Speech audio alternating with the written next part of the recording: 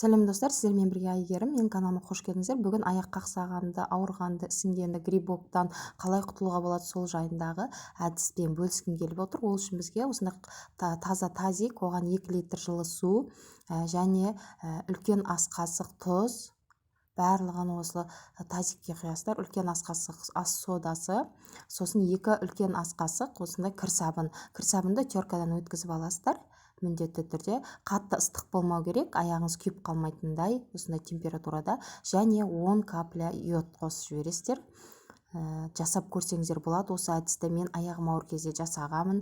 Аяғымның ауырғаны, ісінгені, қақсағанын басты 10 күн пайдаланасыздар курсты. 10 күннен кейін оны 10 күн демалып, тағы да 10 күн пайдаланып көрсеңіздер, міндетті түрде сіздерде нәтиже болатын болады.